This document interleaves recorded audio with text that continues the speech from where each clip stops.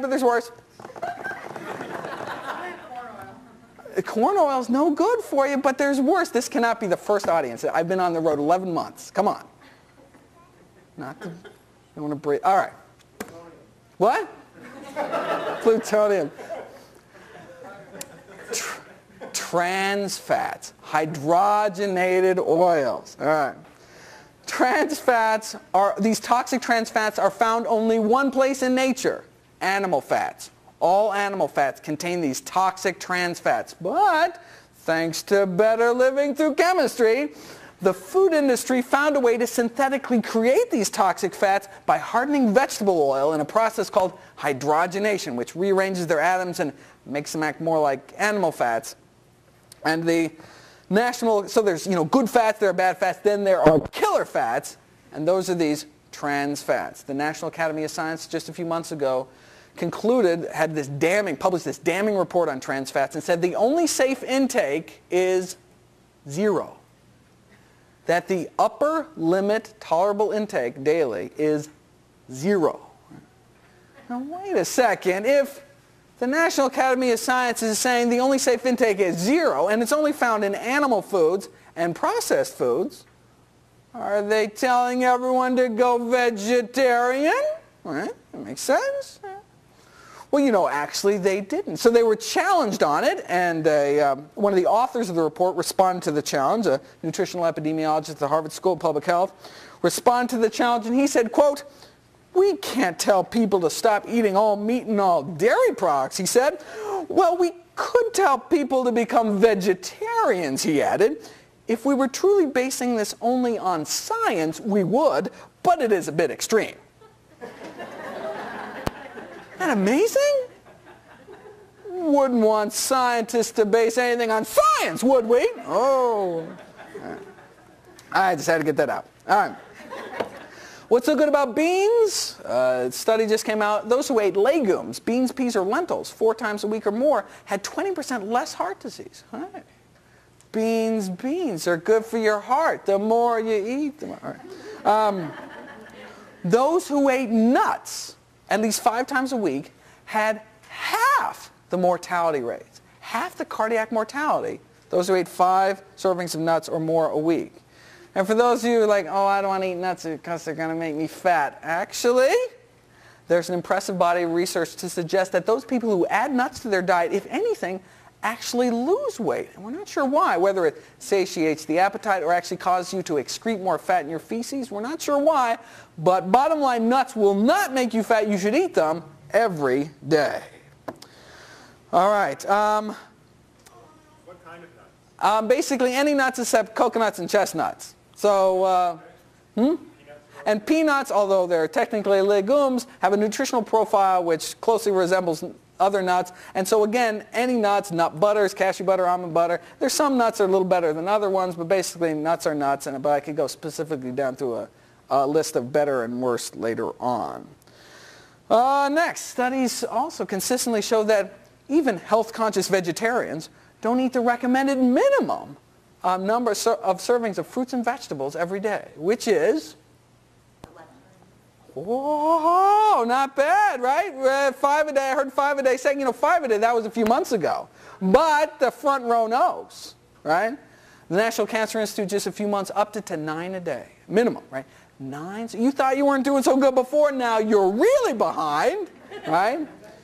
And that's minimum. So 9 a day, 10 a day, 12 a day, as many fruits and vegetables as you can possibly stuff in your face. All right. Next, drink lots of water. No, seriously.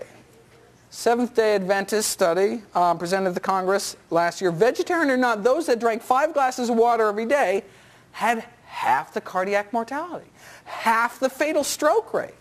What? You don't eat meat, nothing happens. You eat some nuts, drink some water, you have your mortality rates? Absolutely amazing, right? While we're on the subject, is there anything else I can just kind of down and dirty have your mortality rate? Well, in the German vegan study, for example, they found out that those who were, quote unquote, who, surprise, surprise, physically active, had half the mortality rates of those couch potatoes or computer potatoes or whatever the case may be. And maybe get your cholesterol checked. Who knows what your cholesterol is? Oh, everybody should know what their cholesterol is. The current recommendation is everyone starting at age 20 should get their cholesterol checked and get it rechecked every 5 years. And quit smoking. Cigarettes slice at least like 8 years off your life.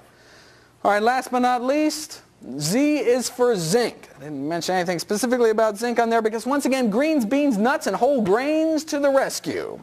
Vegetarians, though, are prone to low body zinc pools, however. Inadequate zinc intake can impair one's immunity, impair one's taste sensation, and impair one's appetite. Serious deficiency can lead to growth stunting or small testicles. No one's actually gone around and measured the size of vegetarian testicles, but there was a taste acuity study that found that vegetarians couldn't taste as well as meat eaters. Now, I've kissed a few, and I think vegetarians taste pretty good. But, no, indeed, we should think about zinc. And while I'm being risque, especially men, since we lose like 20% of our RDA for zinc in every seminal emission, that's a good half cup of nuts right there. So, I'm serious. Beans, particularly sprouted or fermented, like tempeh and miso. Nuts and seeds, again, dry roasted or sprouted, are good sources. And again, fortified breakfast cereals may come in handy here as well. All right. My final words. You know, when I first learned about this stuff, my first thought was like, it just doesn't seem natural, right? All these pills and weird oils and stuff. I mean, like when human beings were evolving, they didn't take no calcium supplements, right? Well, then I looked at that. I mean, they certainly weren't getting it from milk. Prehistoric peoples got all the calcium they needed from eating wild plants like nettles, which are just loaded with calcium. It's estimated that prehistoric peoples got 2,000 milligrams of calcium every single day eating wild plants, right? That's 3 times what milk drinkers get in this country, right?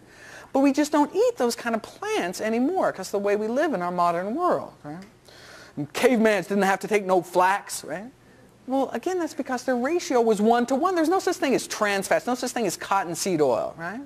And interestingly, many of the wild plants have higher omega-3 contents than the cultivated ones. So for example, purslane, the most common plant in the world, is dug up here as a weed, but everywhere else they eat it because it's so good for you, is one of the highest plant omega-3 contents in the world. But we don't eat weeds anymore. We eat iceberg lettuce, right? And they didn't have to take no vitamin D. Right? That's because they lived and worked outside. That's because they could work outside because there wasn't a big hole in the ozone layer. There weren't these smog-ridden cities and all that, And they didn't have to take no B12. We used to be able to get all the B12 we needed from the water we drank, drinking out of a mountain stream or well water, But we don't get a lot of B12 anymore in our water because we chlorinate our water supply to kill off all the bacteria, right? So we don't get a lot of vitamin B12 in our water anymore. We don't get a lot of cholera either, right? So that's a good thing, right? But the bottom line is that we live in an unnatural world, which is compromising our health, compromising our vegetarian potential. But we can reclaim that potential with but a few simple changes and live a long life in optimum health. Thank you.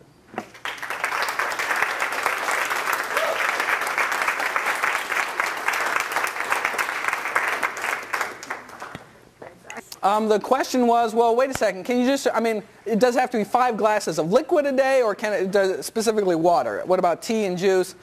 This study, the answer is we don't know. This study asked specifically glasses of water or glasses of non-water, right? And it found out that those that drank 5 glasses of water had half the mortality rates, but those that drank other liquids other than water, that big category, actually had increased mortality rates.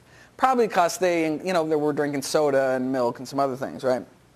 So basically we don't know. I would assume that herbal tea is equivalent to water. That just makes sense to me, but that's an unanswered research question. We really don't know.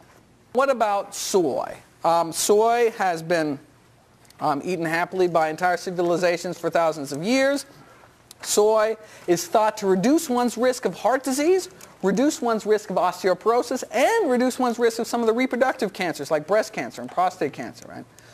Now there has been some kind of critical studies come out against soy. Most of them, however, are based on laboratory animal data. For example, there was this recent study that found that infant rats don't grow so well on soy milk or on soy formula. Yeah, but infant rats don't grow well on human breast milk either. So that means we shouldn't give babies breast milk. I mean, that's ridiculous, right? They're freaking rats, right? So I give very little credence to that kind of work. Now, there's only really one disturbing human study, period, and that's the Honolulu Heart Study, which was a good study. It took thousands of people, followed them out for decades, and did find that those who ate tofu in midlife actually had accelerated cognitive decline later in life. So we're not talking Alzheimer's or dementia, but actually the people did like word puzzles and stuff as if they were 3 years older. So the 70-year-olds actually completed tests like they were 73 if they happened to eat tofu